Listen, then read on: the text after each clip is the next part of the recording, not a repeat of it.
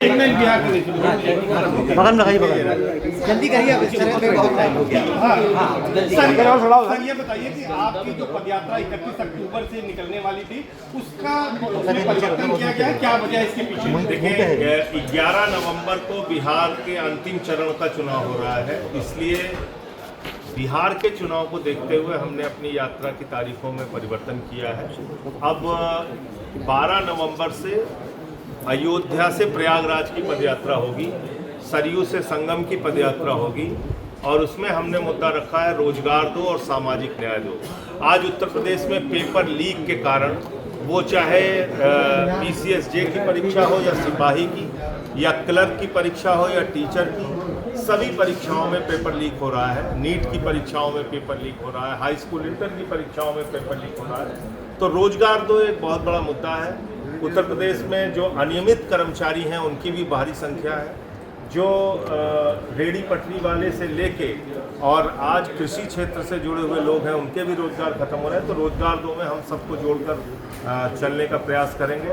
और दूसरा विषय है सामाजिक न्याय दो। जिस तरह से सामाजिक भेदभाव उत्तर प्रदेश में बढ़ रहा है, कहीं किसी का सर मुड़वा दिया जाता है, कहीं किसी को मंदिर में पेशाब चढ़वाई जा रही है, कहीं हरिओम वाल्मीकि की मॉब लिंचिंग करके हत्या कर दी जा रही है, कहीं एक व्यापारी को सड़क पे नाक रगड़ के माफ़ी मंगवाई जा रही है।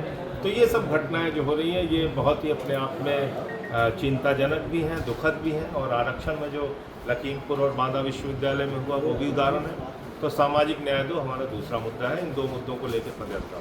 अच्छा, बिहार चुनाव की अगर बात करें तो वहाँ पर स्थिति क्या देख रहे हैं आप और कहाँ पाते हैं? देखिए बिहार चुनाव में 80 लाख वोट कट चुके हैं। ये आप सबकी जानकारी में होना चाहिए कि सितंबर 2025 तक गवर्नमेंट ऑफ इंडिया का आंकड़ा कहता है कि बिहार में 8 करोड़ 22 लाख लोग 18 साल की आयु से ऊपर हैं। तो जो वोटर लिस्ट बननी थी SIR में वो 18 करोड़ 20 लाख 10 लाख 15 लाख बनती, वो तो पहुंच गई 8 करोड़ 20 लाख 22 लाख 15 लाख बनने के बजाय वो पहुंच गई 7 करोड़ 42 लाख। तो 80 लाख वोट तो आप काट चुके हैं। तो क्या चुनाव हो रहा है? 5 लाख वोट डुप्लीकेट है, 1 लाख के करीब वोट काका गागा नाम वाले हैं जिनका कोई नाम अता पता नहीं, और 315 कुल घुसपैठिए मिले हैं जिसमें 78 मुसलमान हैं, बाकी नेपाल के हिंदू हैं, जिसके कारण ये पूरी प्रक्रिया चलाई गई।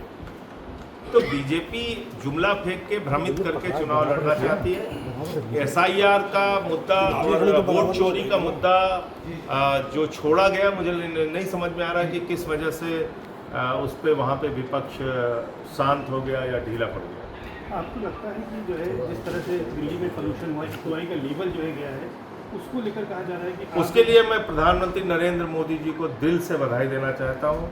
18 घंटे हमारे प्रधानमंत्री काम करते हैं, रात में सोते नहीं और बहुत मेहनत की उन्होंने।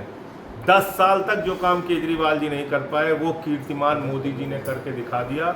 आज हिंदुस्तान का सबसे प्रदूषित शहर दिल्ली है। देश की राजधानी दिल्ली सिर्फ हिंदुस्तान की नहीं पूरी दुनिया की नंबर 1 सिटी बन गई है जो सबसे ज्यादा प्रदूषित है। दुनिया में डंका पिट रहा है मोदी जी का, पूरी दुनिया में। तो मैं मोदी जी को और रेखा गुप्ता जी को बधाई देना चाहता हूं कि आपने दिन रात मेहनत करके आज दिल्ली को विश्व का नंबर 1 प्रदूषित शहर बना दिया, नंबर 1 प्रदूषित शहर पूरे विश्व का। तो बताइए इससे बड़ा कोई काम कर सकते हैं मोदी जी? बहुत बड़ा काम उन्होंने किया, उनका तो अभिनंदन होना चाहिए, उनका अभिनंदन होना चाहिए। पूरे देश को पता चलना चाहिए कि देश की राजधानी को उन्होंने दुनिया में नंबर 1 पे पहुंचा दिया प्रदूषण के मामले में। यूपी के CM योगी आदित्यनाथ जी ने आज कहा है कि ब्रिटिश उपनिवेशवाद की बात होती है, फ्रांसीसी उपनिवेशवाद की होती है, लेकिन इस्लामिक राजनीतिकरण की नहीं होती है, जिसने देश में सनातन का सबसे ज़्यादा नुकसान किया है, कुठाराघात किया है। तो तालिबान वाले को सैल्यूट तो मरवा रहे थे। तालिबान वाले को कौन, योगी जी जो सैल्यूट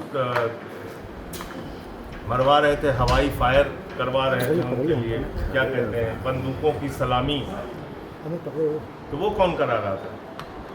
वो योगी जी करा रहे थे, कोई दूसरा करा रहा था। इसलिए इस तरह की बातें करके आप अपने लोगों के साथ तो न्याय कर नहीं पा रहे हैं। हिंदुओं के साथ न्याय कर रहे हैं योगी? अगर वो हिंदुओं के ही नेता हैं तो कर पा रहे हैं? चलिए आपको दिखाऊं, हजारों लाखों दुकान घर उत्तर प्रदेश में रेडी पटरी सब तोड़ी गई है, ज़्यादातर उसमें हिंदू हैं। चलिए दिखाता हूँ आपको। नौकरियां जो चोरी की गई हैं वो हिंदुओं के लड़के हैं। स्कूल जो बंद किए गए हैं वो हिंदुओं के लड़के हैं। हजारों स्कूल बंद कर दिए सरकारी, वो हिंदुओं के लड़के हैं। तो खाली ड्रामा करने से सरकार नहीं चलती है, आपको हकीकत में कुछ करके दिखाना होता है। आपने दलित उत्पीड़न के मामले में उत्तर प्रदेश को नंबर 1 राज्य पहुंचा दिया। कौन है वो? हिंदू नहीं है? या तो आप कहिए खुलेआम कि दलित और पिछड़े हिंदू नहीं है, कहिए आप। एक क्या हुआ?